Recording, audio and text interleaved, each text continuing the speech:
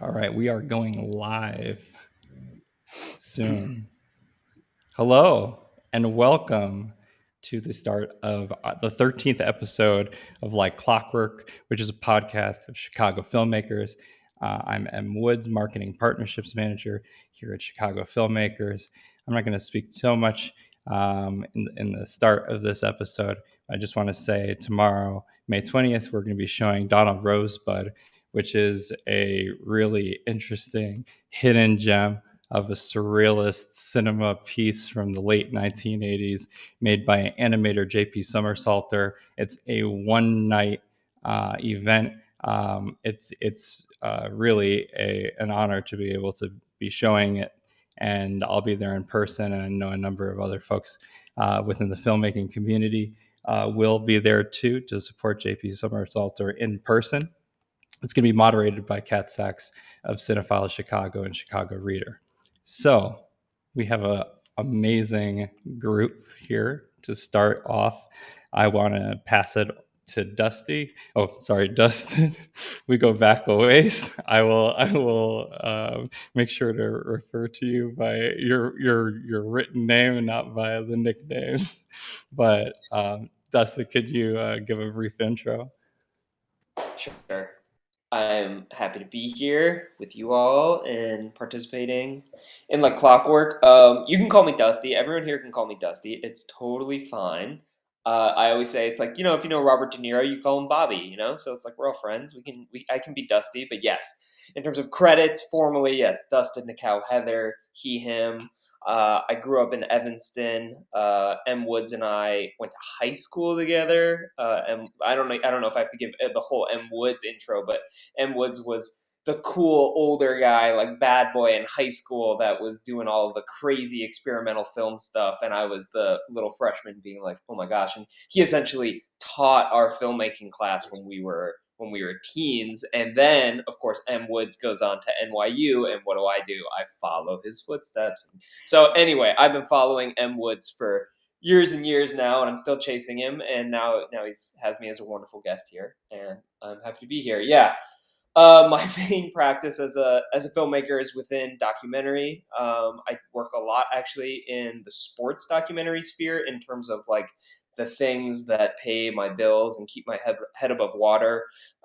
Producing and directing a lot of doc series for TV. But my main biggest project was a feature length film that came out in 2018 called Shot in the Dark. That was a high school basketball documentary that takes place on the west side of Chicago. Kind of, can't escape the legacy of Hoop Dreams in that regard. And the film takes place in the same neighborhood as Hoop Dreams 20 years later, with kind of the generation after the projects came down, the generation that inherited this kind of new version of Chicago that we're all grappling with now. Just recently, I had a new short film that just came out, not even 2.5 weeks ago, on PBS, that was produced by Firelight Media and American Masters. Thank you. That's been going around to some festivals. I just came back from San Francisco and Detroit. We've been having a nice run, winning some awards. It's been really nice. And that film is about a Chinese Cambodian chef that's actually also based in Chicago.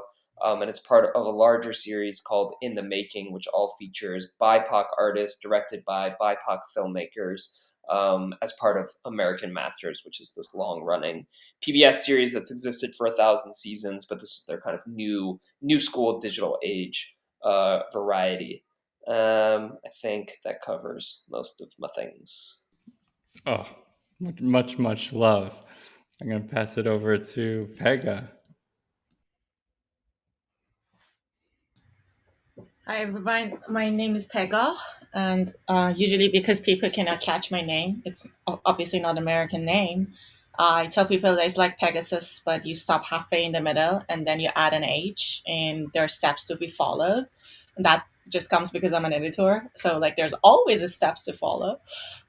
So, anyways, just remember Pegasus and we'll be fine. I'm an Iranian filmmaker and interdisciplinary artist. My connection to Chicago goes back to School of the Art Institute of Chicago, They provided me with a very generous scholarship that basically facilitated my immigration from Iran to the States in 2017. And I did my grad degrees there. And then a pandemic hit, and then Chicago was kind of shut down, and I was in Chicago during the pandemic. I mean, I couldn't make the film that I had the script ready for, so I started working on an archival project called Exodus Pathology, which basically was the archive of my immigration shot all on my iPhone, and told through a sci-fi allegory that is basically offered by USCIS, which is basically when you look up a green card template on the internet, it comes like, it shows up, and the name is Test V, and the last name on this template is stated as a specimen. The country of origin is Utopia, and the immigration number is number one. So this became an allegory that helped me to tell the story of my immigration and my displacement, and I started experimenting with that. And I realized that, like, throughout this, like, research, this very personal research during the 2 years of pandemic, locked up in Chicago's uptown, I realized that immigration and forced displacement, in a way, is not a single incident in my family, and it's been recurrent throughout, like, generations, at least three generations. So that became the foundation of my feature film Persian Cheetah, which follows three different generations of forced displacement within my family. I have a highly personal practice. I'm so sorry. I think this is my mom who is, like, pinging on WhatsApp, and I thought that I closed my WhatsApp, but No apparently. worries whatsoever. This So, is so yeah. What was I saying? I Your was I was feature. at my feature, yeah. So that became the foundation of my feature, and I have a very personal practice of filmmaking, and that was not always like a conscious choice. It was just because I was born and raised in Iran, and I went to a film school that barely offered us any equipment for filmmaking. And if you really wanted to make films, like, you either had to be connected somehow or had money. I didn't have any of them. So all I had was, like, a bunch of home movies and, like, a compact camera, like, to experiment with. And that basically became, like, transformed to be my practice, like, over the following years. Um and the things that, like, I am dealing with now is, like, ethics of personal filmmaking, ethics of portrayal of, like, family members, like, giving them agency. How can we be, like, as filmmakers, like, eye leveled with the subjects that, as a matter of fact, are also our family, and, like, when we have access to this canon of theory and ethics and morality in terms of representation, how can we respect our subjects that are our most beloved ones more than ever? So these are the things that I am thinking about now. Um, about I work my day job. I work as an editor, nonfiction and documentary film editor, to pay the bills, and also it kind of informs my practice as well, because I think personal filmmaking has a lot to do with writing, has a lot to do with knowing how to compose, how to not just, like, offer a bare experience that could potentially, like, relieve you of your trauma, but, like, doesn't mean anything for other people and becomes navel gazing. So for me, like, editing films, like other people's films, means, like, that I'm a part of their journey, and that also informs my practice. I think I'm done. no, that's amazing. There's a lot there too, to revisit as well, and I'm sure that you'll revisit in your topic of choice. And Peter, Well, first, I have to say, I actually know Robert De Niro, and I would be scared as shit to call him Bobby.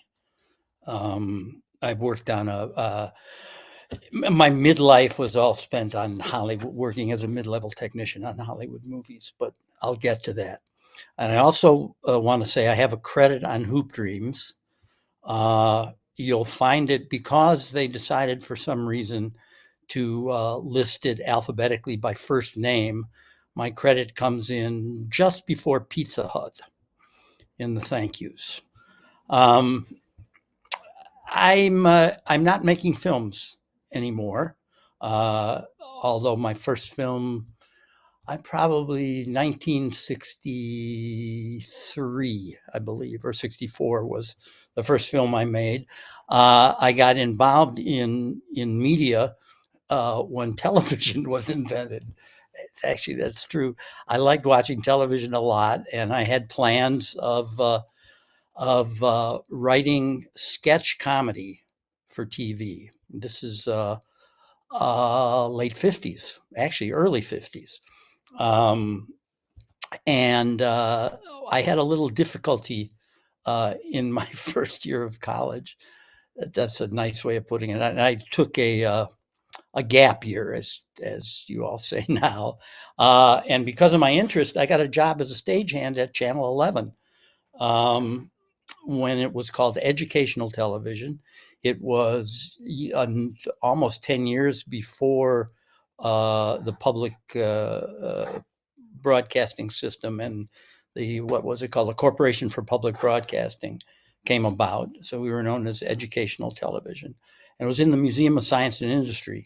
And the original window to the world, WTTW, was a window up into the museum so that we were the stagehands moving around, setting sets and lighting, and things were like a living exhibit. It was quite close to the incubator with all the chicks being hatched. So the stagehands felt like we were moving around like that. In any event, that led me, my work at Channel 11 led me to an introduction to cinema verite, which was also just kind of coming about. And I was assigned, they knew at the television station I was interested in film, and there was no film unit at Channel 11 until about 1970 or so, after I had left. But in any event, they assigned me to a cinema verite crew, and I was knocked out by it.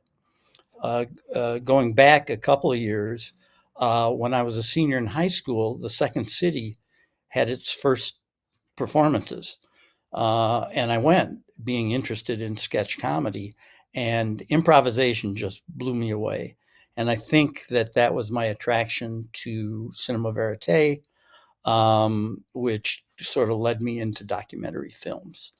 At a point, I was involved in a group of self-named radical filmmakers in 1968.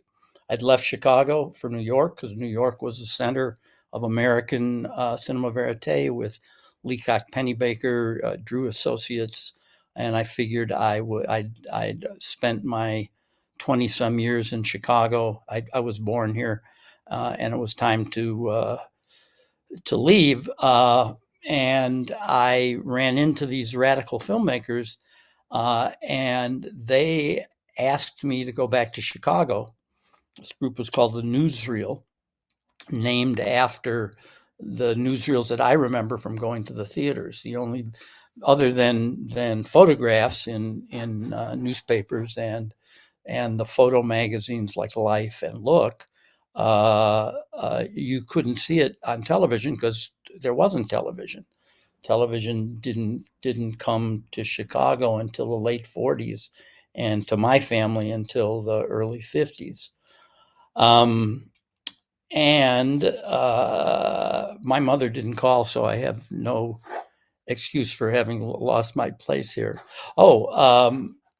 So they asked me to come back to Chicago because of the Democratic Convention, the now famous 1968 Democratic Convention. They said they were bringing 100 people to Chicago to make films, and these were people who were involved with the disruptors. And I found myself actually through their connections sitting in the office of the people who would become the so-called conspirators that were recently portrayed by actors in the Trial of the Seven. Well, that brought me back to Chicago with a whole different worldview. And I was seeing Chicago in a whole different light and ended up spending so far the rest of my life here. I think I used my time, but this is my contact. I became quite politicized by the convention and the people that I met. We set up a Chicago version of Newsreel. It led a few of us into the original Kartemquin Collective. There were a couple of us who had worked separately with Newsreel, and that got me involved in using my filmmaking skills towards social change. And that was that'll probably get into my topic after a while. But from then on, that was my concern. By 1975, I was. We had children. We had a child, raising a child. I had no idea how you make money from making documentary films. It seemed to me that it was all about dismantling capitalism, and how did you go to the capitalists and ask them to give you money for those things? My partners at Kartemquin had more successful academic careers than I did, and knew about grant writing and how to figure that all out. And they both had partners that were public school teachers and had insurance, health insurance. And I was looking for that, and I ended up using my skill set to get into one of the technicians union, the film workers union, known as the International Alliance of Theatrical Stage Employees, IATSE. And that sort of took over my life for a while. Those of you who know, I mean, all of us here have been involved in the process of making the film, and you know it takes over your life, even though it's not your film. And I found a niche I was happy with, in that I had no problem helping other people make their films. My official one of my titles was assistant, and I chose, because of my comfort at that level, I chose to be a career assistant. So at some point, the directors of photography got younger, and I got older, and I was working with people the same age as my children. But it worked fine because of the work. I liked the work, and the political stuff got uh, fulfilled through the union. I became a union organizer and activist. Uh, the IATSE has a very bad, or at least at the time, had a very bad reputation as a closed up family kind of union. And in fact, I was initiated in 1975 in a room of all white men, which was quite uncomfortable to me. There were people of color. They just weren't at the meeting, but there were no women. In 1975, there were no women in my particular local. And I started that day to address that problem, and continue today. And I'm going to leave it at that. I think that's enough. That's enough about me. Tell me Oh, about that's you. amazing, amazing. I know why Floyd Webb said you have to get Peter Kuttner on the show too. Well, Um, if you live long enough, you have lots of stories. well, they're really good ones. We're gonna come back and hear more of them in a bit. First, I'm gonna pass it off to you, Dusty. I'm going to risk getting um, in trouble for saying your nickname, but luckily, no, you're not like Robert De Niro in that way. You're just as cool though. Um, and yeah, before I go on, I'll say this. Um, Mindy Faber was our teacher at Evanston Township High School, and we had a TV media lab. So we were really lucky to have that. Mindy and a number of other students, including Alex Chang, Brian Rowling, they had worked together to secure funding and financing that got us Final Cut Express stations on these old EMAC computers, and that's what Dusty and I were at first like working with when we got into filmmaking. And so I remember those times, and also in particular, Dusty's attitude and positivity as a human being at that point. And so, of course, I was not at all surprised to see the level of success that he's had as a filmmaker and as a person. So it's an honor to pass it over to you. And thank you very much for being here. Of course. Thanks. Thank you. I mean, yeah, just to talk briefly about those times, like I came in, as a freshman in high school, and here's this whole room of Emacs loaded with Final Cut, and we started learning. You were the one who told me recently when we hung out that that was because I think you said it was Alex who had made a documentary film that had received a Peabody. I don't want to misspeak, but received a great award Yeah, that no, then that's allowed. right. Faber Yeah, and the students involved, and Alex was one of them. They received a Peabody Award for it. that's incredible. I had no idea of that history. For me, I just walked in and here's a room filled with, at the time, which was pretty cutting edge technology to learn on. And I had been interested in film, as a younger kid, but then to just get into it in that capacity at that level, it was basically like college film school level um, technology, but to do it as like a 14-year-old was very special, and definitely sent me on my trajectory that I feel like I'm still kind of following. Um, okay, there's a lot to respond to based on what other people were talking about. I know I have to talk about the topic that I brought in, but I think actually it all kind of relates, because I would say that two of the biggest influences on my personal work actually are related, at least because one is Kiarostami, who's a Iranian filmmaker, and Pegah comes from that world. So I'm curious to see her feelings about Kiarostami, but then also Haskell Wexler, and his film Medium Cool, which is kind of all based around the 1968 Democratic Convention. So I'll get into more of the specifics of why, though, like specifically Kiarostami's film Close Up and Haskell Wexler's film Medium Cool both mean a lot to me. But let me get to the point. So the topic that I kind of brought in, it's not really a topic so much as a question, given that this is like Clockwork, and we are filmmakers. I've recently, and maybe not recently, maybe for a long time, I've always kind of been obsessed with the topic of time, especially as it relates to filmmaking. So the question I brought for the group today is like, can we as filmmakers ever properly or accurately present time in our work? And I think it's something that I don't know, but I'm trying to figure out. Most of us, or maybe I could just speak for me personally, I began with photography. Like photography was kind of an early entry point into the notion of filmmaking, or at least the notion of creating images. And photos freeze time, right? So like that's time freezing in a single moment.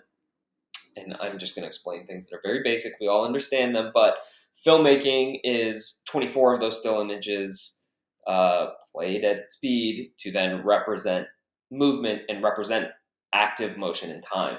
So we have this process in our filmmaking practice called editing, and editing is actually the ability to shift and mutate and change time. So I've just constantly in this mindset of trying to understand, because I too kind of come from a cinema verite background and a cinema verite practice in terms of what I'm interested in.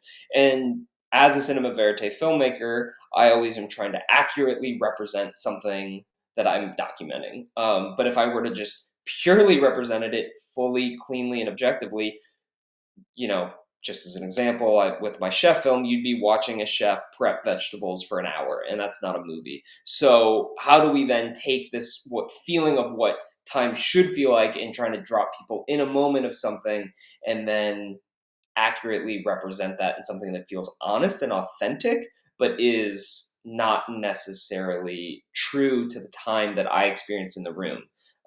So that's like 8 hours of time when I'm filming in a restaurant, then turns into a 30 second to 90-second scene in a film.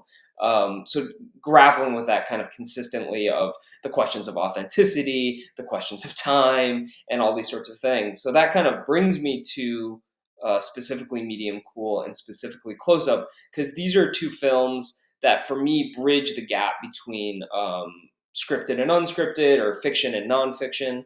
I've been in these festivals lately, and people will say narrative filmmaking versus, I guess, not narrative filmmaking, which I really don't like, because then the question is like, well, is a documentary not narrative filmmaking now? So anyway, I digress. But Wexler's work in Medium Cool and Kiarostami's work in Close Up both take these ideas of authenticity, accurate representations of time, and kind of find a way to bridge it with a certain level of fiction and a certain level of artifice. So just to briefly explain Close Up for those who aren't aware of this film, the premise of Close Up is that Kiarostami, man, it's so hard to explain, but the film is about a man who impersonates a famous filmmaker and then tricks a family into believing that he is this famous Iranian filmmaker, but he's not. He's kind of hustling them, and he's looking for connection, and he wants to build a relationship with this kind family. So he lies and says he's someone he's not.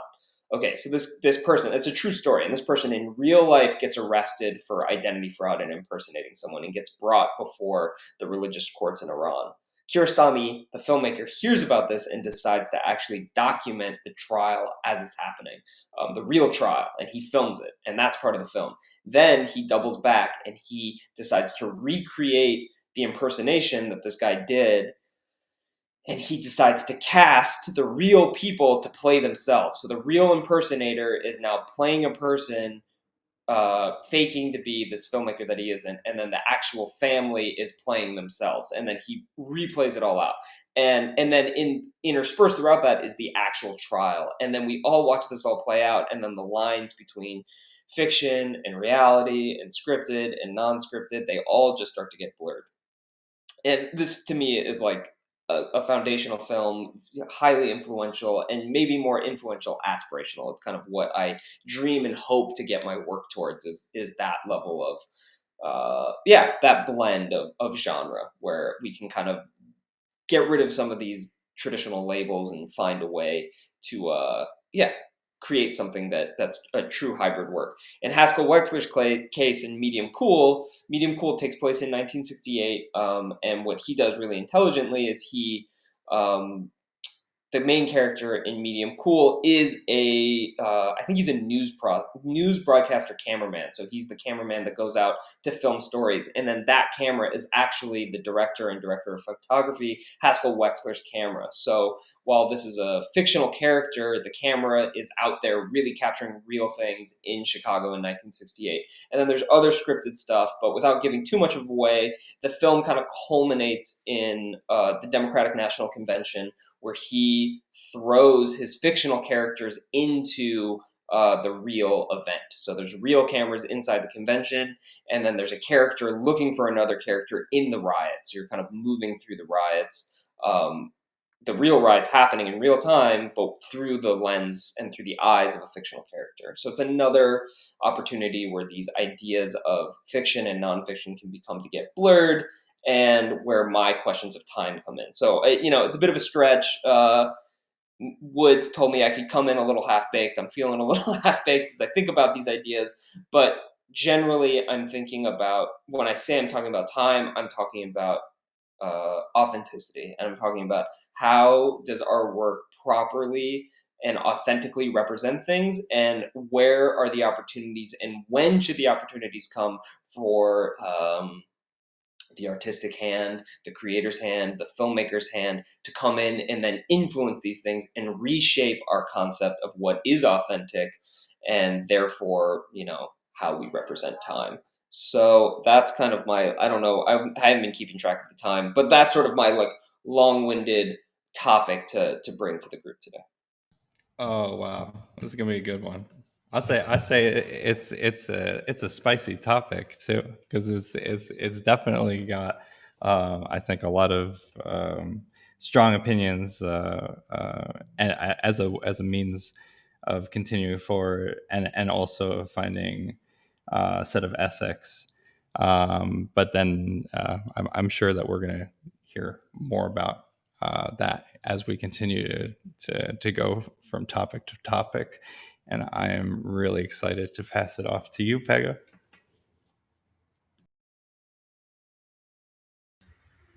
Thank you so much. I have a couple questions for Dustin, actually. Like when you're talking about time, because we have very different notions of time in a cinematic moving image narrative. Like, what time are you talking about? Are you talking about the story time? Are you talking about the narrative time? I'm sorry, that's my dog. Okay, he's done. Are you talking about the story time? Are you talking about the narrative time? Are you talking about the relationship between the story time and the narrative time? Are you talking about the time that a subject is experiencing, is percepting? Are you talking about the time that like the spectacle, the audience is experiencing? So there are like so many different ways to go about it. And in terms of authenticity, can someone jump in Authenticity. authenticity? Don't Thank worry, you're you. good. In terms of that word, like I just really think that like it really depends on the perspective. Like what, uh, whose authentic moments are we talking about? Like what perspective, what lens are we talking about? And if we say that like a classical like 90 minutes like feature narrative film is trying to imitate life, whose life are we talking about? Who is this life, who is this universal, who are all these perennial examples that we constantly refer to. So for me, these are the things that I'll put it there for you. And in terms of Kiarostami, I personally am a little bit jaded about like just being talked to about Kiarostami as like the singular voice of like Iranian cinema all the time. It's a difficult position to be at as an Iranian. Like people, like if I'm lucky, they talk to me about Kiarostami, which I have like my like all like the concerns that I have about. In terms of like his work in close up, here's what it comes like. I'm really sensitive about representation, and I often think about like when we talk about blurring the fiction and nonfiction, like how do we blur representation, how do we blur treating the subjects that are represented there, like specifically about close up, the way that the main character dies. Like he was thirsty for fame, he was coming from a very lower middle class background, and Kiarostami almost, if I recall it right, like he never like shared any of the glamour that the film received with his subject. He was never part of it, and he claimed that like he was not ready for it. And for me, like like I have thought a lot about it. Like does the means justify the ends, or like the other way? Like in Kiarostami, like there are a lot of things to talk about, like his filmmaking, his career, like what place he occupies in the Iranian society versus the international society. How do Iranians like think about him, or like how then like what is this construct around this legend? Like where does it come from? Does it come from the West? Does it come from the East? Like what are like some um what are the hands at play? So for me it's like really important to think about it. Like, but the fact that this is a film within a film, and like the questions it raises about authenticity, about truth, about like storytelling, these are all very interesting entry points to this film. I myself, in terms of like looking at cinematic or like any form of artwork, like I just want um to borrow the term that Agnes Varda uses at her film Gleaners and I'm a gleaner. I just like I much rather to glean like certain strategy from like a film, like rather than looking at it as a whole, rather than looking at it as like representative of like a truth and whole. So for me, I don't like I don't have like like very strong rigid films that like I just like I go back to them all the time. There are like simple strategies, like for example, okay, reenactment, restaging, recreation. Like how can we politically think about this? How can we like what are the political implication of using these strategies in the filmmaking? For example, one thing that I am thinking a lot about these days, because like in my project, I have faced like a lack of archive for certain events, and like that has pushed me to think about what are other creative strategies that like you could employ to kind of make up this lack of like basically objective physical presence of an archive for this specific thing that I'm talking about. And I think a lot about like speculative narratives, like where it just like leaves a lot of space for you to imagine, to be able to bring other elements, like elements from other genres, and like mix and merge. So these are the things that like I, in response to you, I like comes to my mind.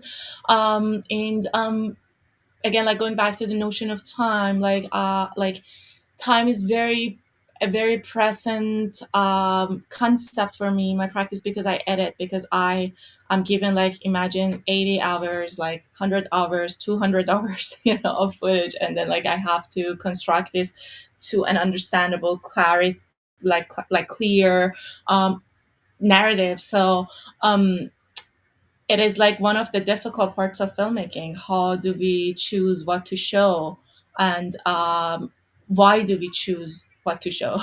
you know these are things that I think a lot about, and that is what like when usually like my process like slows down a lot, and I like go to friends like a headless chicken, like running, like I'm like, I don't know what to do with this, like I have this dilemma, like how do I solve this?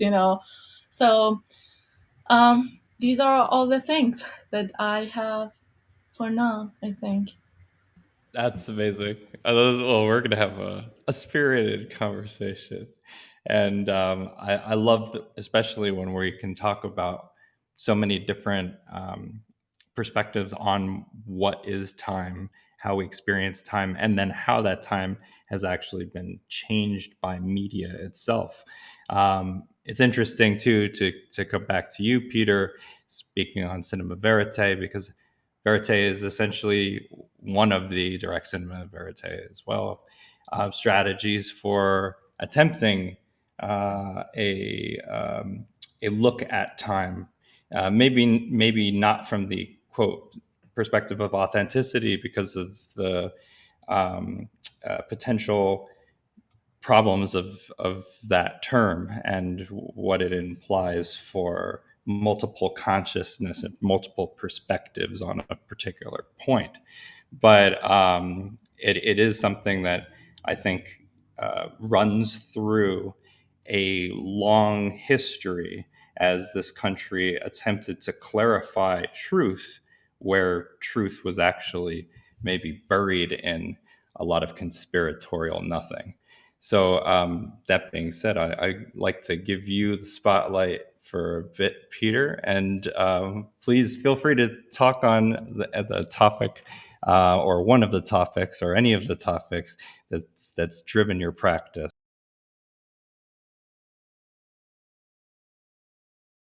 Oh, your microphone.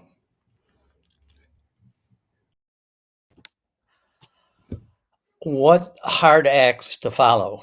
You guys are so thoughtful, including you, Em, about your work. I'm I'm going to feel like a fool talking. There's first of all, I agree with Dustin. This business of narrative and documentary is misnamed terribly. It should be fiction and nonfiction. If your documentary doesn't have a narrative, who wants to watch it? You raise a great point that cinema verite is also misnamed. I think someone has to turn the camera on, someone has to point it, someone has to turn it off, someone has to cut it back together again. It's not the truth at all. It's the filmmaker's version of the truth. And I like it most of the improvisational quality, like I talked about. That's what drew me to it. I made some notes. I'm going to be a little scattered. Medium cool, of course, relates to my origin story. When I said the New York people asked me to go back to Chicago because they were bringing 100 filmmakers, and I can tell you that there were 100 filmmakers. They all slept on my floor of the apartment that I had at the time. But I didn't know Haskell Wexler at the time, but we kept getting in each other's shots, as I remember.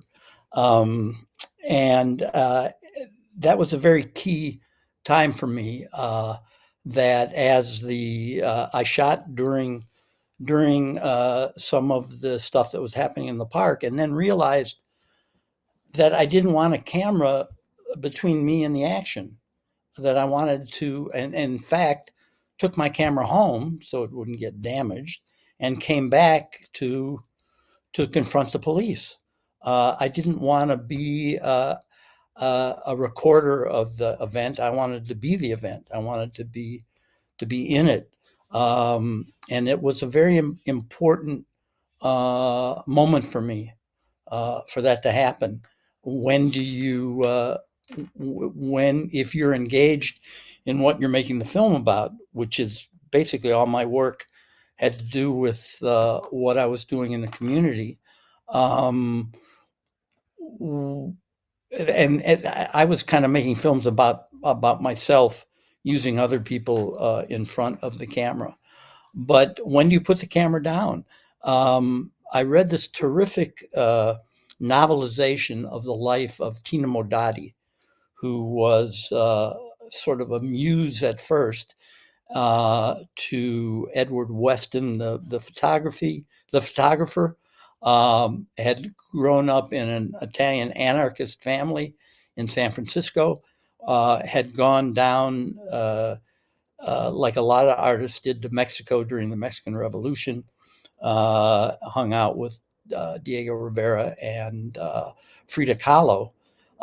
And there's a moment in her life when a young Communist Party leader is shot dead while he's holding hands with her. They were lovers, partners, and she in fact does the same thing.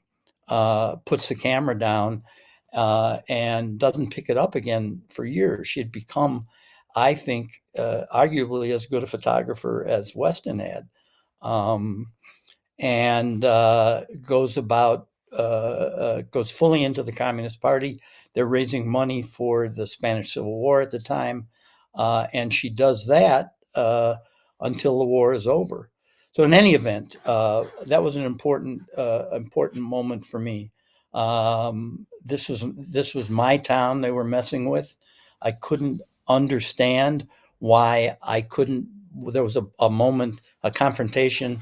Filmed by others. In fact, you can see it in, I think it's in a film called American Revolution 2, where there's a confrontation under a viaduct around Roosevelt Road, or further south, about 14th, I think, when people are on their way to the convention hall from Michigan Avenue. The convention hall was the International Amphitheater, which is out by the stockyards. It no longer exists. It was like in the 30s, about Ashland or so, in the 30s south. And the police stop. Not only the police, but the National Guard stop us. And this is my town. You can't do that to me. And I got really pissed off. And I think that's what had me put the camera down.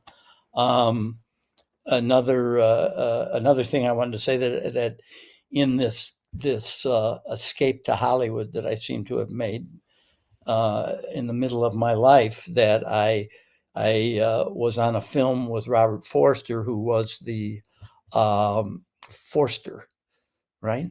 Who was the newsman in Haskell's Amazing. movie. And he told me that's the best experience he ever had filming. We were working on a werewolf movie that anyway, that's where both of our careers had gone, making werewolf movies by that. Um, time's interesting. As a early on in my career, I had met when actually at Channel 11, I'd met Gordon Quinn, who is the Quinn of Cartem Quinn. He was as a student he had a more successful academic career, and in his sophomore year, he was shooting film for a Channel 11 show called Student Journal. And I was working as a stagehand there, and we met there. And so Gordon has been a mentor for many years. In 1965, before I've gone back to the TV station, in any event, I'm involved in editing a film, and I call Gordon and I say, Gordon, I'm having this problem getting this character from one side of the room to the other. We don't have any film on it. How do I get him there?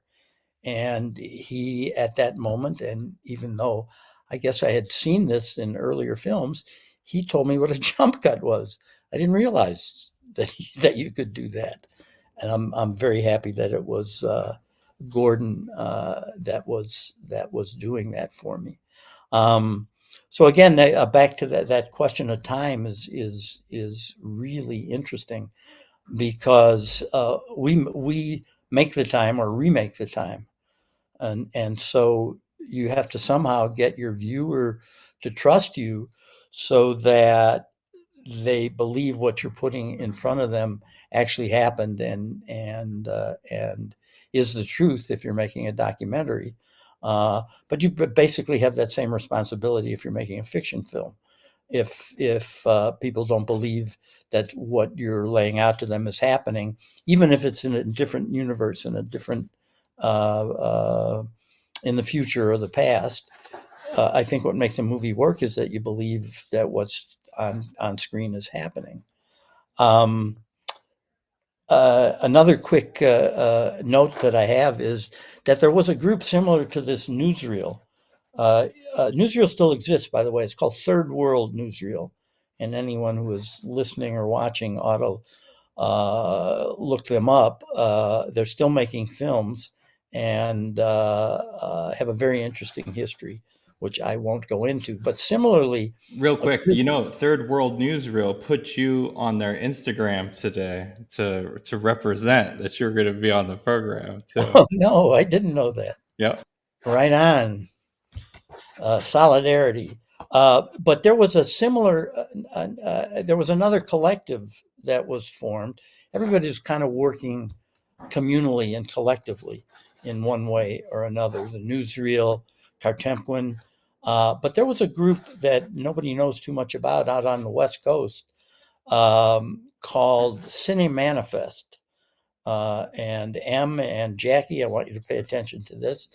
And this was a group of fiction filmmakers that got together and wanted to do fiction films based on the politics of change that were, and the socialist and communist ideas that were coming up in the various movements of Black Power, of what we called women's liberation at the time. And they're an interesting group. And I'm hoping that Chicago filmmakers will actually show some of their films at one point. This whole idea of getting together and making films as collectives was really interesting at the time. And one quick anecdote, and then I'll pass it on. So at Cartemquin hosted a Cuban filmmaker at one point who came up and was using our editing equipment to do a film. I think it was on AIDS in Cuba. And we were very excited because here was someone who came from a country that at the time we really respected, and the whole idea they had a collectivized government, they had collectivized economy. So we all sat down to talk with him, and we said that we really respected what they were doing. And we were trying to do the same kind of thing here with us working together on a film.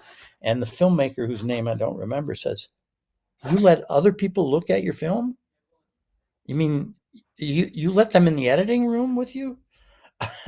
And it sort of made us realize that not everybody was doing that, and maybe, as it turns out, in retrospect, some of the governments and some of the politics that we were imitating in a way and drawing from maybe didn't have it right either.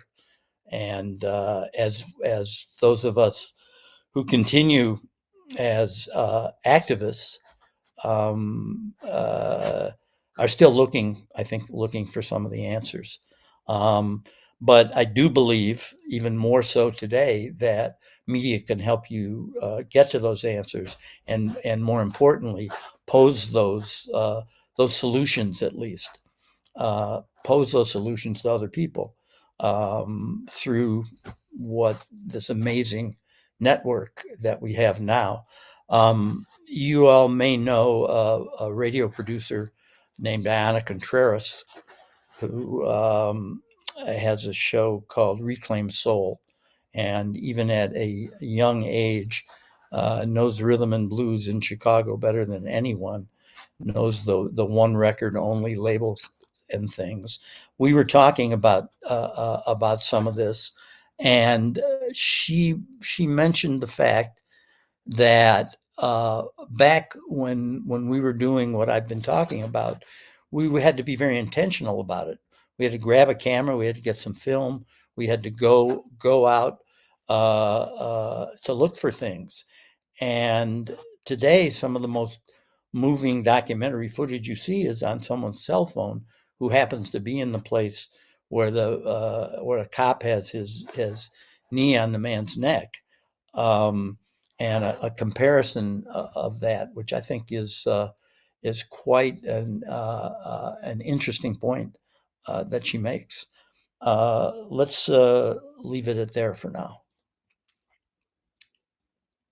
I have the um, task now of bringing together a lot of the threads of this conversation, which have been many, and I've been, as usual, taking notes, but also highlighting the sections that I think that need to be looked over even more, because I think that they have started to open up a really interesting debate in some parts about the role and the nature of film, in terms of also the use of film as a device of time, and what time means. So I guess I want to take on, in part, some of the things that Pegah was talking about, in relation to spatial time, for instance.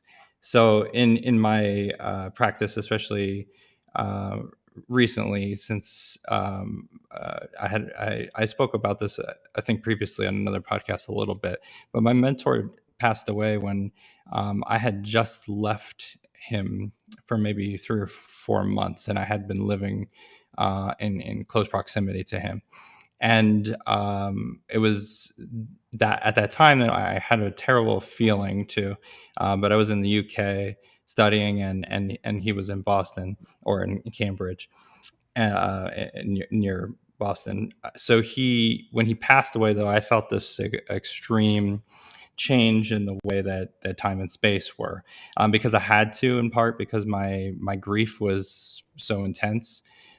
This is a person who had written my entrance letters, my letters of recommendation, and I think in large part helped me to get into the University of Oxford at the time. So for my experience of it was that he was still somehow present in many ways. And then I began to think of it as more like, if we think of time space, then we wouldn't necessarily say that there is something to grieve when we're all in different time space right now. It's just that we're able to communicate with each other in this particular time space.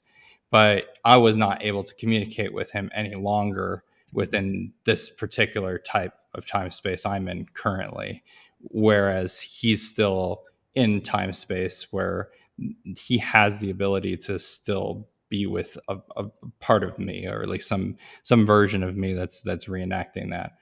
I also began to think of time as being far less solid. And so I think of, like, for instance, in Dustin, what you're talking about with the still and the photography, that even that is an approximation, right, of the amount of time that passes between the increment of the shutters flashing. And so in that sense, that there's still like a malleability, though it is like an extraordinarily arrested version of a visual representation of a volume of space that's chosen. Now, when we're talking about perspective as well, like the cinema verite idea, there's still in 360 video, there's still the notion of perspective, because it's where the camera is placed, or essentially where the placement of the object is. And now you could potentially even give that over to the spectator, if we're going to call it a spectator, or the media participant, potentially is a better word, because that person would then be able to choose elements of the virtual space that's designed for them. And still yet, the levels of control that are posed by the media will begin to, or always seem to at least form to, the levels of control that even a physical space applies upon our space-time. And so there's always a question, I think, of authenticity in this sense. And yet I do also think that there's a way that we can arrive at potentially some answer as to what the time space is. There's an experience of time that we have as existential beings that are metaphysical in nature, but interacting with an exterior presence.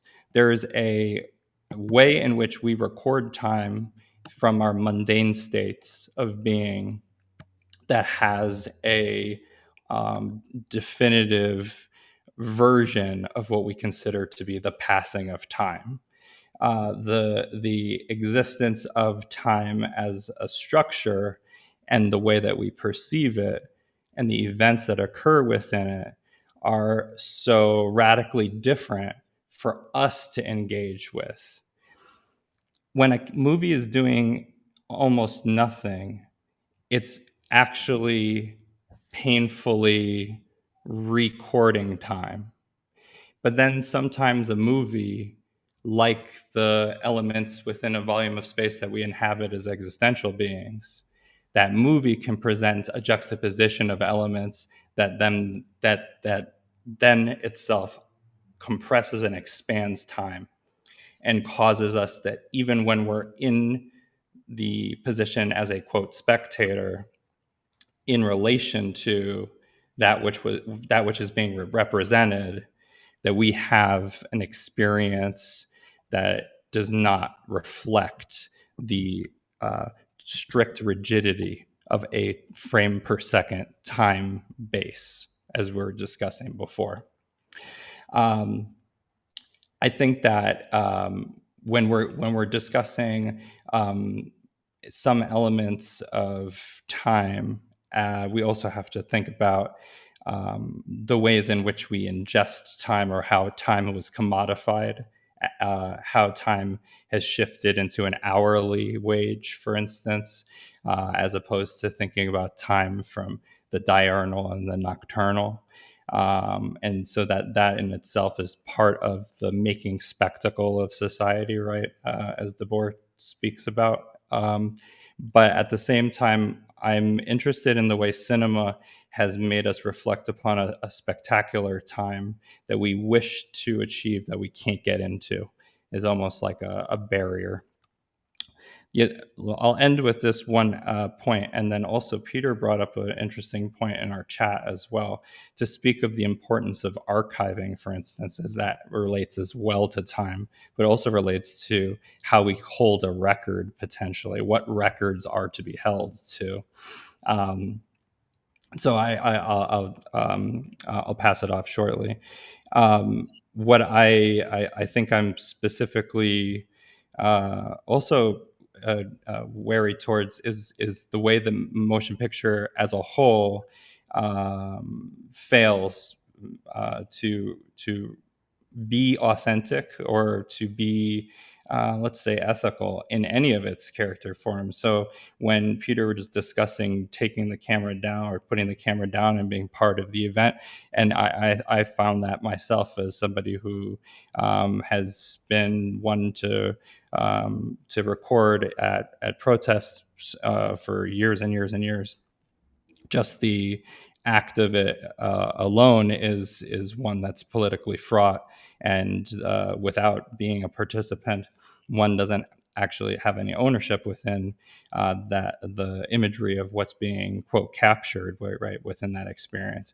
Yet at the same time, we're also around people who have no ethics, and their lack of ethics allows for everything to be redoubled, simulated, to be rephotographed and mediated.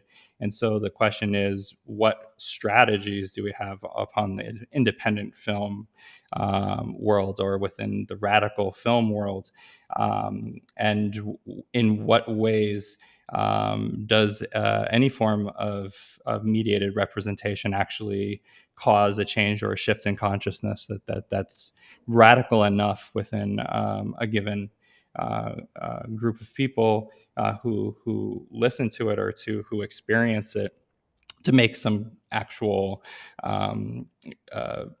shifts within the way that we perceive the world, we perceive ourselves in relation to time. Okay, with that being said, I will pass it off to the group, and I think there are many different ways that we can break down our conversation. So say hi to everybody again. And yeah. One of the reasons I raised archiving is because I mentioned in my introduction that I wasn't making films anymore, which begs the question, well, what the hell are you doing then?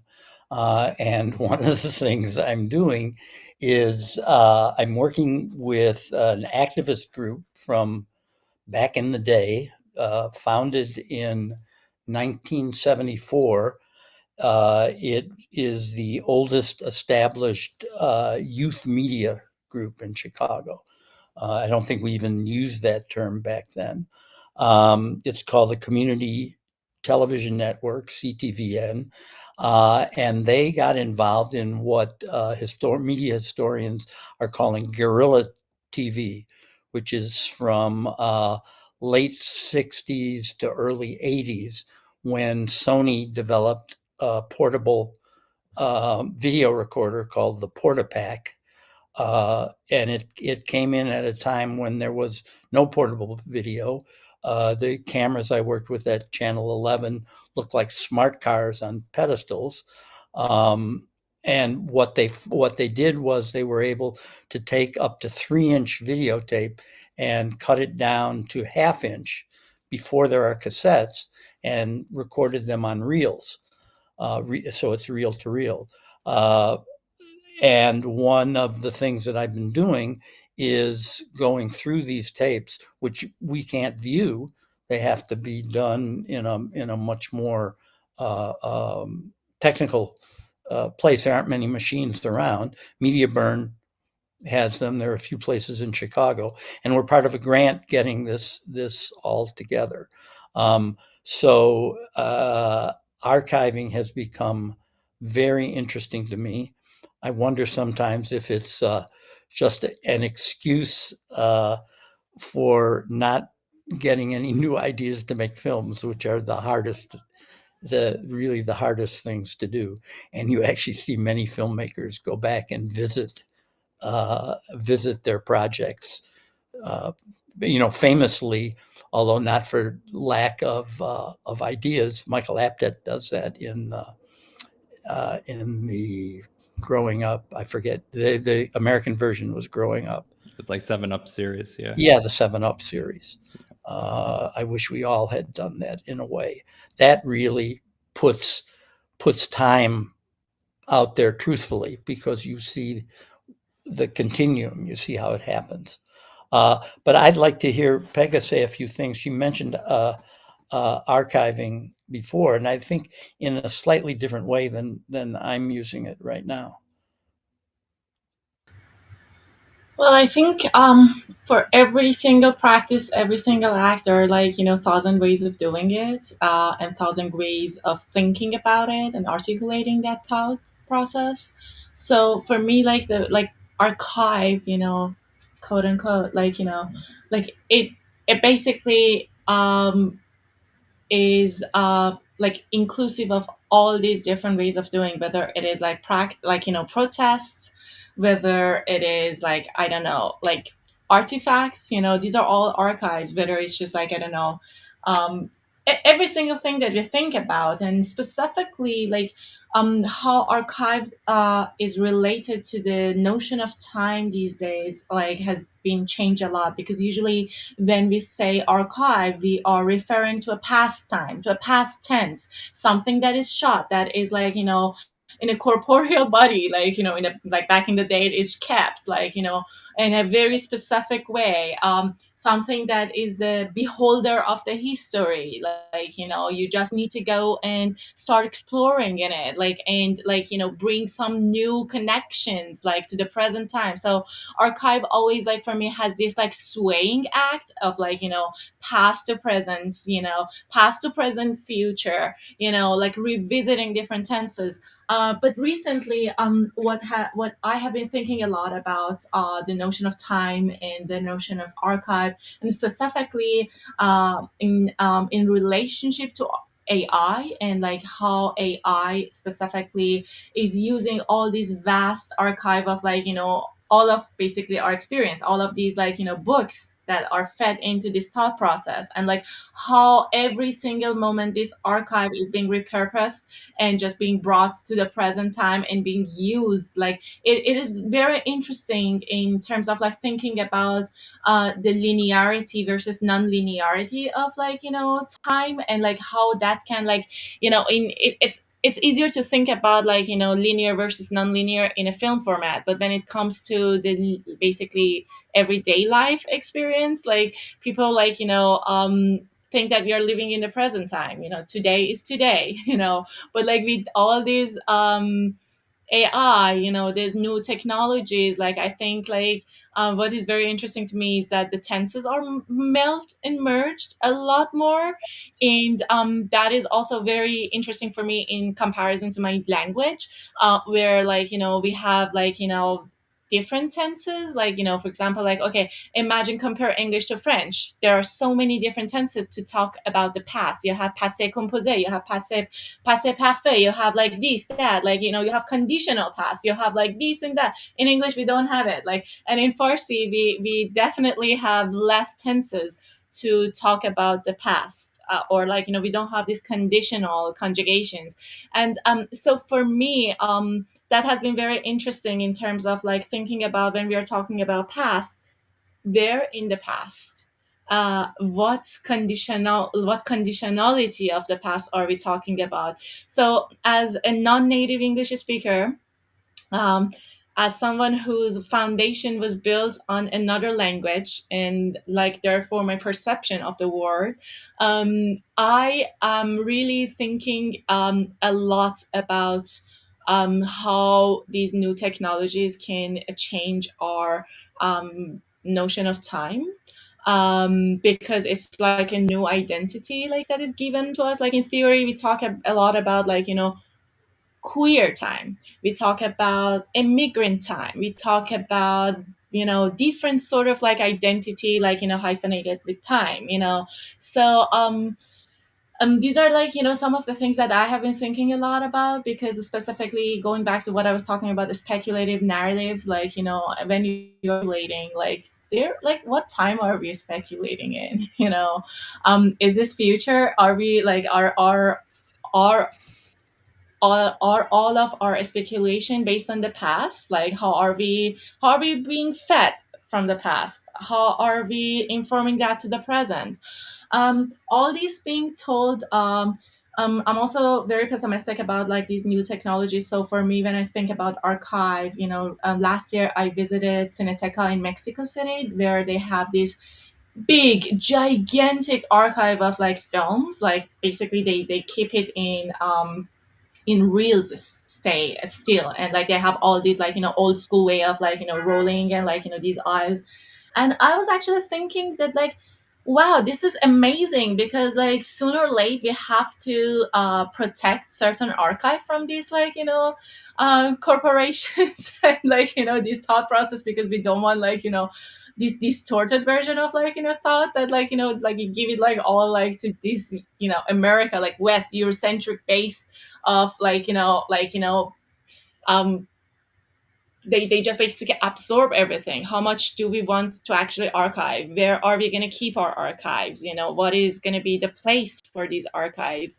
These are the things that I have been thinking a lot about. And one of my griefs of my life is that, um, I live with a lot of grief for lack of archive in relationship to my identity, to my experience, to my country, because post Islamic revolution, like,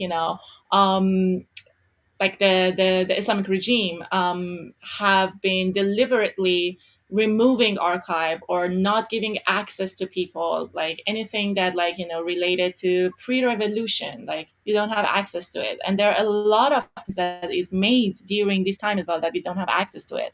So for example, I think about like, wow, okay, because of the propaganda, we didn't have any representation of like, I don't know, like indoors, like, real like, women in their domestic life. So the only images that like I've had access to kind of refresh my memory of like growing up, of my mother, of like, real everyday life, has been home movies. So for me, like, there's always also this question of like, if we don't have access, like, to the means, to the capital for like, some sort of archive, like what are the guerrilla, what are some other alternative ways, like low quality ways, that we can still like behold to our history, to have some images, because now we are living in the war of images. And so bad that I don't have like, that much of image. For example, my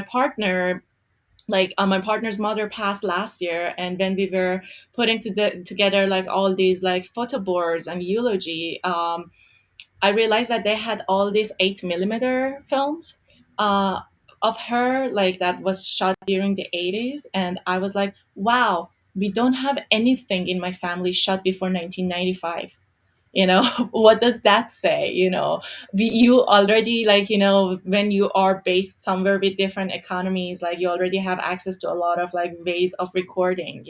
How can you use it, like, because there's also, this brings a lot of responsibility too, like, for example, like, there's like a lot of things that could be recorded, like because of having access to the equipment, to these means that like, that we didn't have access to. So I have a lot of thoughts about archive, like, but like to just wrap it up, like, now I think that our phones, exactly like you mentioned, like they they have like facilitated like, capturing more than ever, but they have also facilitated like surveillance.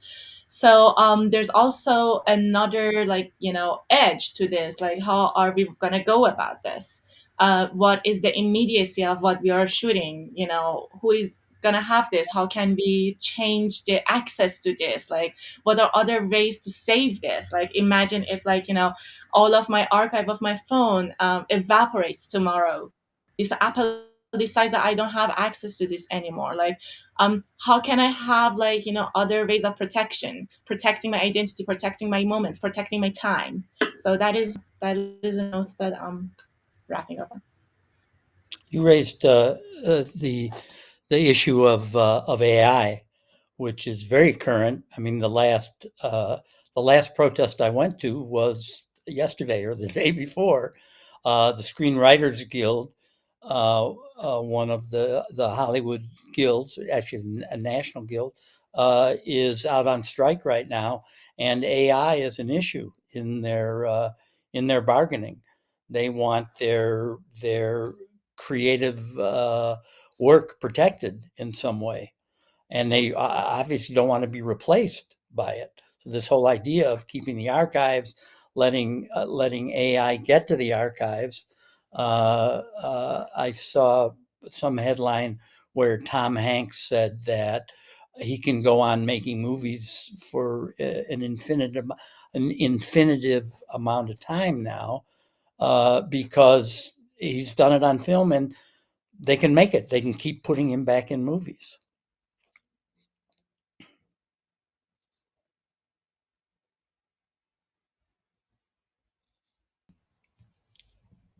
I actually wanted to ask a question of you, Dusty, in relationship to some of the things we've just heard.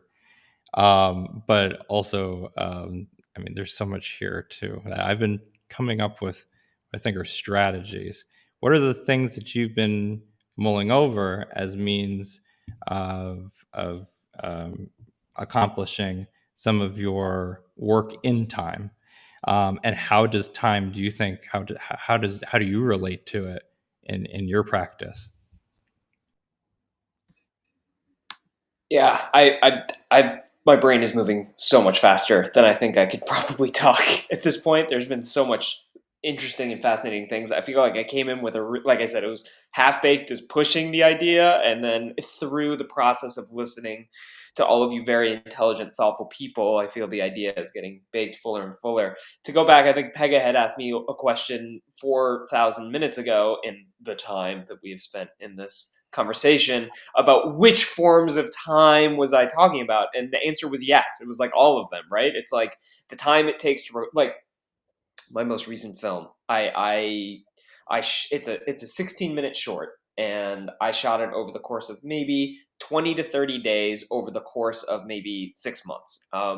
I talked to another filmmaker, part of the same series. She shot her film in 5 days straight, and she was done. And I was like, and she's an older filmmaker, a veteran, very experienced. I was like, you know something that I haven't figured out yet in terms of how I'm relating to this. I have a problem of overshooting. I shoot too much.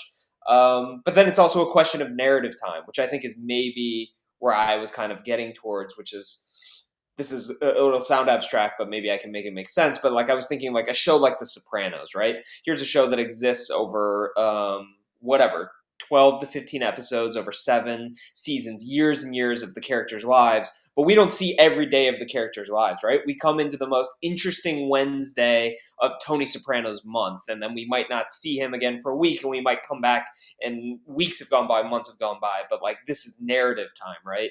My favorite genre of movies, ever since I was younger, has always been the one crazy day movie, right? This is when over the course of 90 minutes of a movie, we get one full day. We have Training Day, we have Days of Confusion. Linklater has made a whole career out of One Crazy Days. But then he also made Boyhood, which he filmed over whatever, well, I don't remember, 15 years or whatever. You know, that kid's whole adolescence. 20, and now he's going to do this musical that's going to be another 20-year movie. So I guess what I was trying to get towards was like authenticity and time. Like in my experience, in my practice, in doing direct cinema verite, trying to grapple with these ideas of what does authenticity mean. I was really, and it sounds like M was also pretty drawn to when Peter mentioned when to put the camera down, right? When to like engage with something. I think that's something I think about, not as direct and confrontational as say a protest with the police, because that's a very important and critical moment right in the moment. But like if someone on camera is going through something, when is the appropriate time to turn the camera off and be a person present in the room versus capturing some sort of sense of drama or whatever. So these are all the sorts of things I'm kind of grappling with. But anyway, the point that I was getting towards was, in my experience in doing these sorts of cinema verite, where I am concerned about authenticity, or wanting to feel like what the camera is capturing feels authentic or real to the person on the other side of the camera. It is time, like it's time spent. Like, if we talk about narrative arcs and wanting to capture narrative arcs, I know that requires time. You need time. Your life, of course, your life can change in a day. I was just in San Francisco 60 hours ago, and I spent the whole day in San Francisco, and I felt like I lived a lifetime in that day, and that's where like the kind of one crazy day movies kind of work. But at the same time, with this type of documentary filmmaking, we talk about Hoop Dreams, we talk about some of the work that I've done in the past, and with my new short, I knew that I needed, like for the short I was working at, I knew I needed to film for about 6 months, because I wanted to see the growth and evolution in this chef's life and this artist's life, of what he was going through, and then how the seasons change, right? This is, at least in kind of the Eastern filmmaking, seasons always kind of play a kind of central role into certain ideas. So wanting to see the change in the seasons, the change in time, and wanting to make sure those ideas get captured. So, I brought up Kiarostami at the beginning of this, and I understand the baggage that kind of comes with, and I often think about not just Kiarostami, but any of these kinds of international filmmakers, and that their reputation within the US, or within kind of specific niche communities, always ends up being more prevalent. This came up recently. I was out with some friends, with a Chinese filmmaker actually, and I brought up Wong Kar-wai, and he kind of rolled his eyes, and he's like, "If Wong Kar-wai is walking down the streets of Hong Kong, no one cares about Wong Kar-wai." And I'm being simplistic here, but Wong Kar-wai means more to indie hipsters in Brooklyn than he might mean to the actual people in Hong Kong. So when we think about like how the impact of these filmmakers, these international filmmakers, and the influence they've had on the impact they've had on film and on me, I'm thinking of how they have impacted me personally and how I want to approach it. They all kind of play factors and roles. So filmmaking requires time. It takes time to make these projects. I'm always grappling with exactly what Pegah was talking about. That's why I was like, yes, all of the things Pegah is saying. It's like the narrative time, the time within our editing timelines, the time it takes to figure that out. What Peter was talking about, how we get the character from this side of the room to the other side of the room. Like, how do we get him there without changing time and manipulating it, and all these kinds of ideas? It's like, obviously there's no easy answers, and I think it's a lifetime of kind of continuing to pursue these questions and unravel them in different spaces and different projects, that we can kind of approximate some level of truth. But yeah, time and authenticity are just the today's obsession, I guess. I never. I'm sorry. Go ahead, Becky. No, go ahead, please. Oh, come on. I've talked 45 minutes. No, you did not, but I'll take it. Maybe you were the one who talked 45 minutes. I'm sorry. Probably.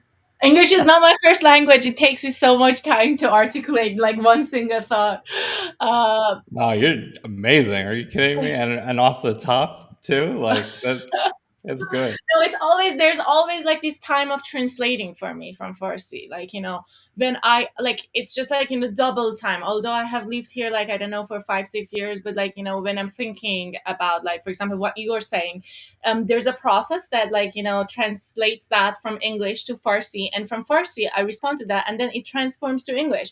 And like, by the virtue of proficiency, because I've lived here, like, this has gotten faster, but it has not eliminated, so there's always that time there. But like, I just want to talk about like in relationship to what Dustin was saying, because specifically documentary filmmaking takes so much time, like comparing to I don't know, to a fiction or whatever we feel like, referring to it. And I'm often like thinking a lot about that, like, is it worth it? Is it worth it that like I spent like 3 years, like, because like recently I heard that the industry standard considers 3 years for like an indie documentary for a full blown, from when you start like applying for grants and like these kind of labs, and like you go shoot and you go to all these retreats, like you cut assembly, delivery, festival circuit. And I was like thinking that like I'd be so lucky if I finish in 3 years, like And then like I was like thinking about that, and I was like, wow, in 3 years, like I should be lucky to finish it then. And then I was like thinking a lot about this fascination of like being true to the passage of the time, in documentary filmmaking, not like very conventional documentaries that like they imitate the fiction world, like, but the documentaries that like they actually are trying to touch on some sort of genuinity, like authenticity. Like I'm thinking a lot about like why do I like that? Like, and I also want to say that like I like wrinkles of like when I look at like for example, I look at my mom's face. My mom has recently started like doing Botox and this kind of stuff, and like and then like she calls me and I'm looking at her forehead and she's like, you see, there's no lines. And I'm like, but I love those lines. Those are like the corporeal trace that like these times pass. And like then I'm like, then I think about a film like Jean Dillman, which like is a classic, story of like 3 hours, trying to like bring that story time closer to the narrative time. How does that feel for the audience? Like, does my audience have that tolerance now with all these like bombardment of media, Instagram, TikTok, whatever, like short form media, like lack of reading? Do people actually have that tolerance to watch Jean Dillman right now in like, I don't know, in a cinema, even on Criterion? I'm actually very interested to see like how many, if like Jean Dillman is on Criterion, how many people watch it, like from beginning to end in one take. And then I keep thinking that like I last week I went to this screening at DCTV New York, and it was a series that was showcasing work edited by BIPOC editors.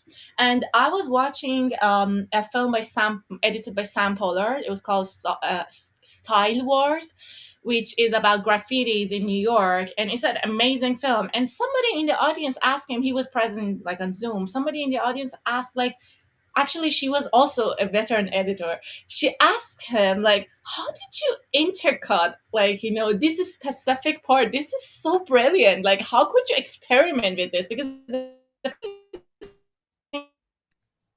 We managed to the get through this process of episode with editing, 1 second, Pegah. like it's Sorry, not digital, there so was you a actually. there was a really quick. There's a technical glitch. Pegah, can you go back to the part where you're talking about Sam Pollard, and the student asked Sam what had happened? Yeah.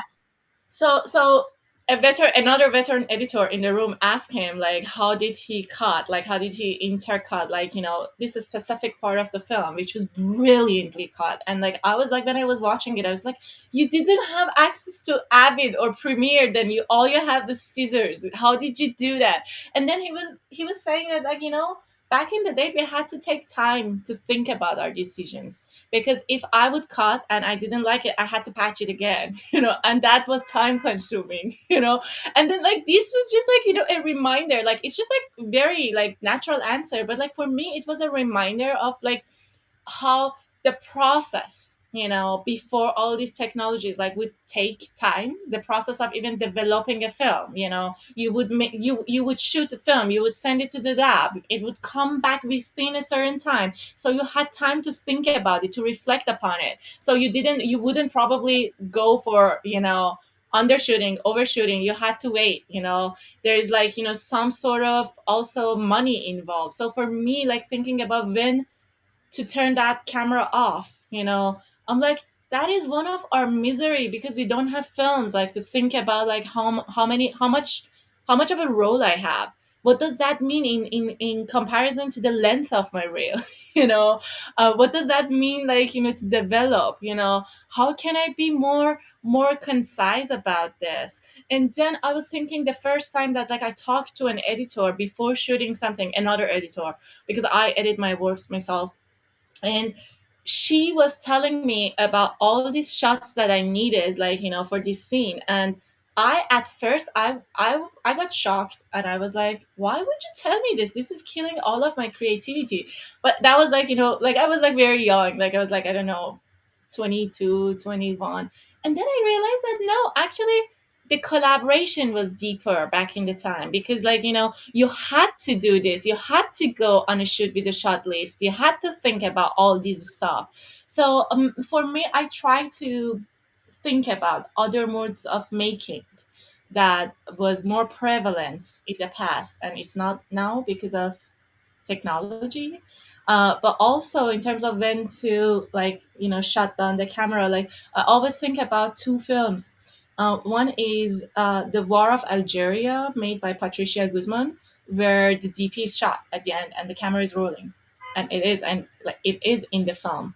And then one is like something from the like, it's not in the nonfiction, it's actually in the fiction. It's a Blair Witch Project.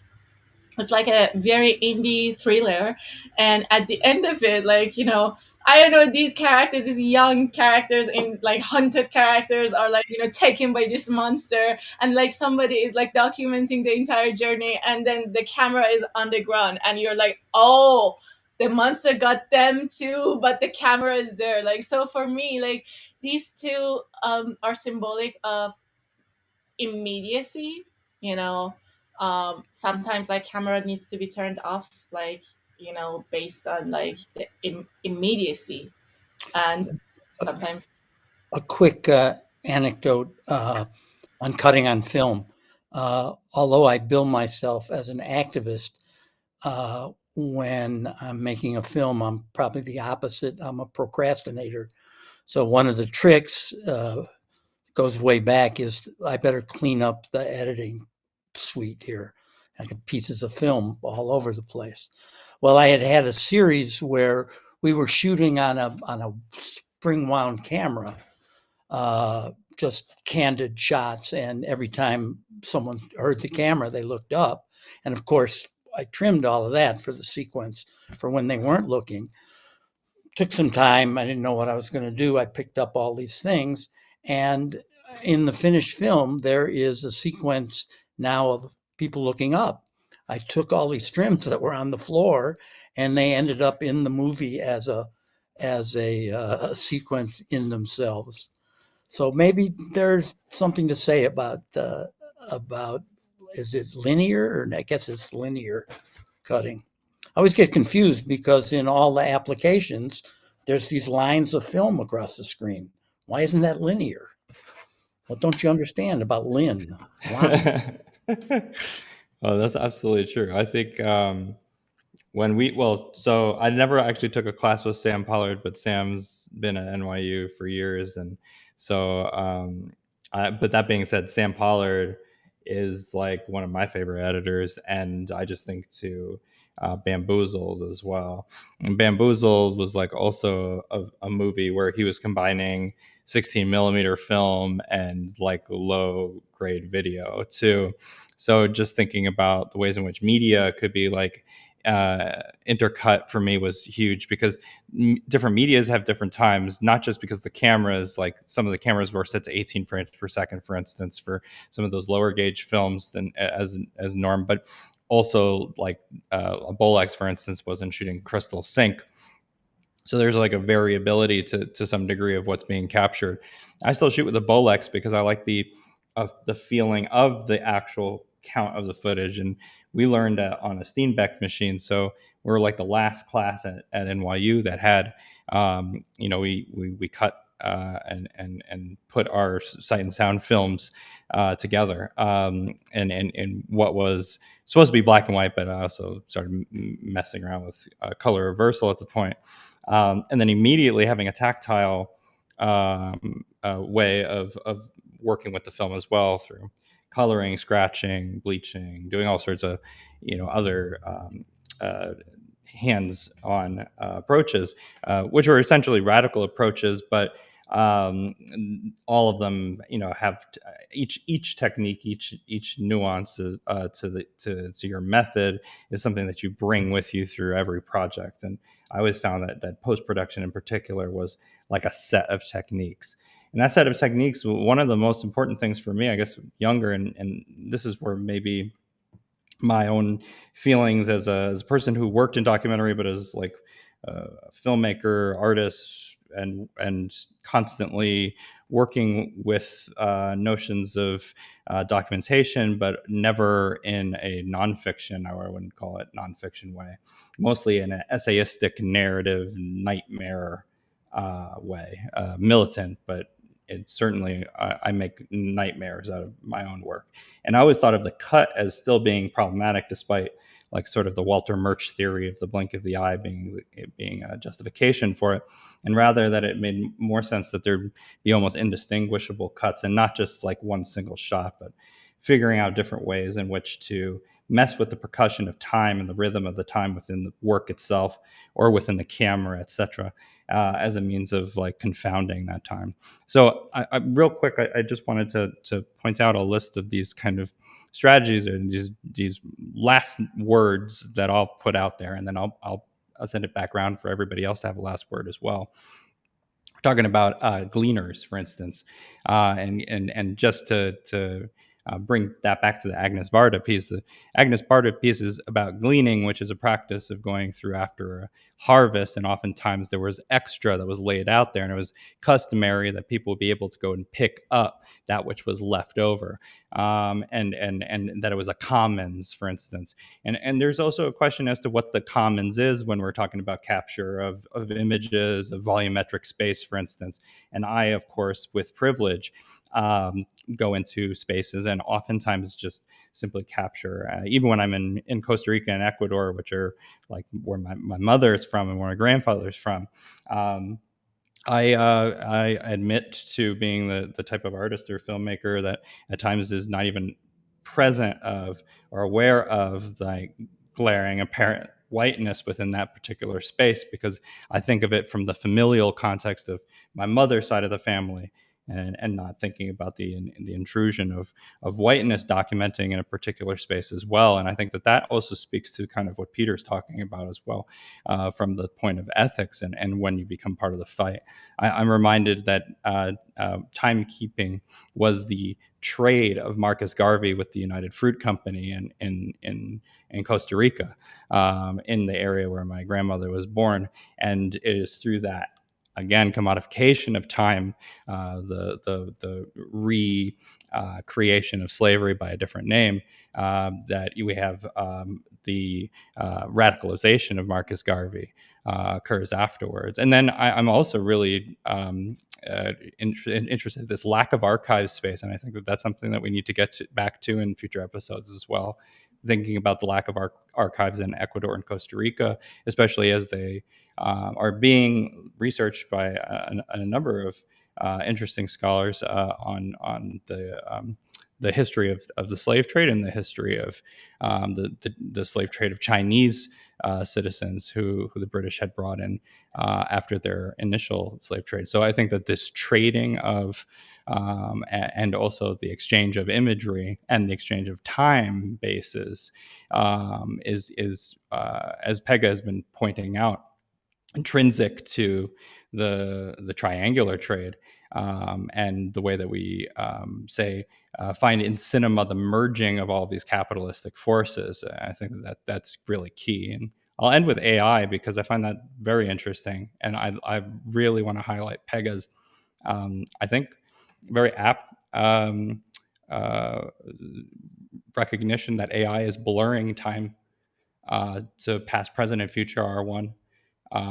That it's essentially positing a future possible space through this archive, whatever that is, the nebulous archive from where its algorithms find their source, and then freezing it into a sort of both photographic and video spaces. And it's being used to also generate the rest of 360 models so that we can inhabit essentially mostly AI generated virtual spaces. seeing as how anything made virtually and codified can have a physical duplication or a physical double. I am thinking about the way that we're using these forms of media to pollute space. Okay, with that being said, passing it off to you all for a final word. You can speak for as long as you like. Well, I'm glad you brought up the white gaze in a way. I have I'm sometimes embarrassed to call myself a filmmaker. I have a very small body of work, but I don't think there's a piece in my portfolio that doesn't address race. It's all about racism for me, and I feel very good about that. I feel that's important. It remains a key division in our society, not just in the United States, but all over the world. A film that we made coming out of the Black Panthers Rainbow Coalition idea was I in those days I put the camera down. I became a political organizer, and we had a group called Rising Up Angry, which addressed white working class and white poor people in Chicago. And we had a little bit of money from Columbia College, and with the help of Kartemquin, we decided we would make a film about some of these ideas. And since we thought it might be the only time we get a chance to do it, we said, what ism should we talk about here? Should we talk about capitalism? Should we talk about socialism? The war was still going on, militarism, and we came to the conclusion, or we guessed into the future, that the one that cut the deepest was racism. So that's why we made a film called Trick Bag, which is in the Kartemquin library right now. The trick bag being tricking white people into seeing black people as their enemies for the profit of the owners, as it was. So I'll leave it at that. I'm honored to be with you guys. I mean, I'm so thrilled to see filmmakers my children's age, actually my grandchildren's age, in fact, carrying on the torch. But so thank you very much. You guys have given me a really lot to think about.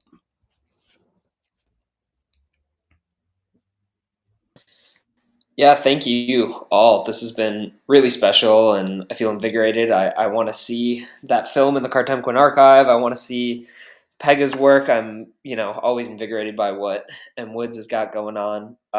I too, I think every, at least New York or New York adjacent filmmaker has some connection to Sam Pollard. Sam was my advisor in college, and he was my first documentary professor. So I feel like he was huge. He's had a huge influence and impact. And you've now made me want to. I have a box of DVDs because I still hold on to all my physical media because I'm a crazy person, and I have a out of print copy of Style Wars that I got at Kim's before Kim's shut down.